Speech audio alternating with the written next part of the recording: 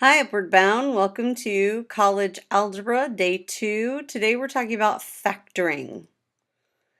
So, factoring, you have multiple kinds of factoring. First, you have monomials where you take out what each term has in common. Remember that terms are separated by operators of plus or minus. Binomials, you have special binomials that are difference of squares where you have x squared minus y squared, factors to be x plus y times x minus y. Difference of cubes, right? X cubed minus y cubed. Factors to be x minus y times x squared plus xy plus y squared. Be really careful with that middle term of the trinomial from the difference of cubes. You also have the sum of cubes. Notice it is the same, however the signs do change, but the way you get the factors is the same. Trinomials, you have some special trinomials. You have perfect square trinomials where the trinomial itself is a perfect square. You end up with a double of the parentheses, so you can do it in another fashion, but this is where I said you square the first, you square the last, you multiply together when you have a binomial itself squared. Then you have what I call regular trinomials where A is 1. You write the pair factors of C, you do the second sign to the pair factors in order to get B. I always ask myself the question, what are the factors of C that do this? So what are the factors of C that add to BB or positive B? And then you use those factors to build your parentheses. Okay.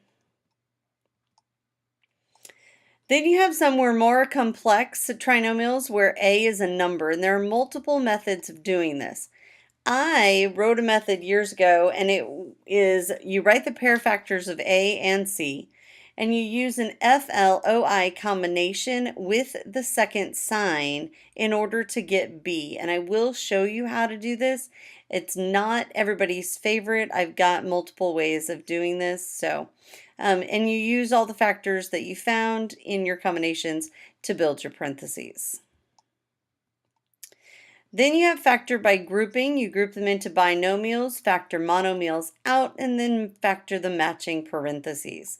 That's probably everybody's favorite other than monomials because it's easiest.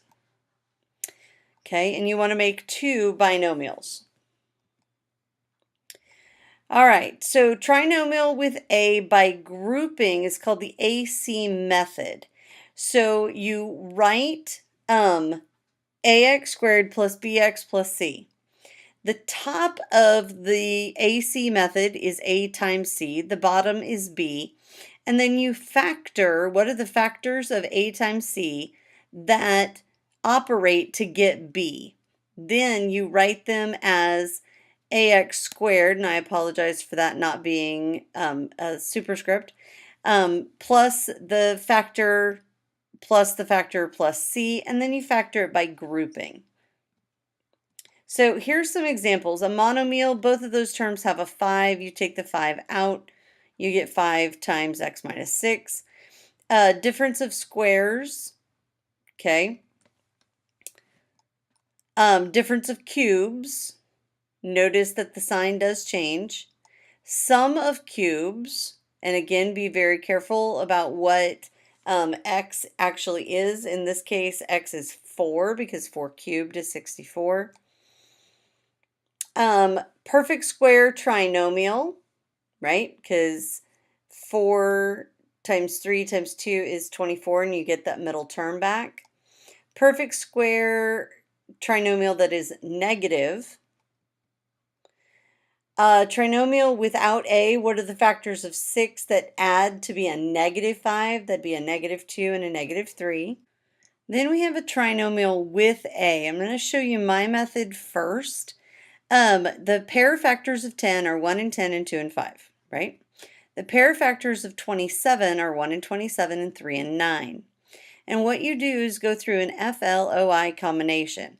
So looking at this, I see that 2 times 9 is 18, and 5 times 3 is 15, and the difference between 15 and 18 is 3. So I use these to build my parentheses. 2 and 5 go with the x in the first of the parentheses. And then since 2 is attached to 9, it can't go in the same parenthesis. So 2 plus 3, because this was a positive 15, and 5x minus 9, because this was a negative 18. It is a little complicated, but it does work every time, and once you see it, you'll always see it. Another method is factoring by grouping. When you have two middle terms, you separate into separate parentheses, factor out the monomials, and then factor out the matching parenthesis of the 3x minus 1. We also have the AC method. In the AC method, the top is 90 because it's 15 times 6, and the bottom is -1, and you want the factors of 90 that subtract to be 1. Okay, so you're still doing this to get this.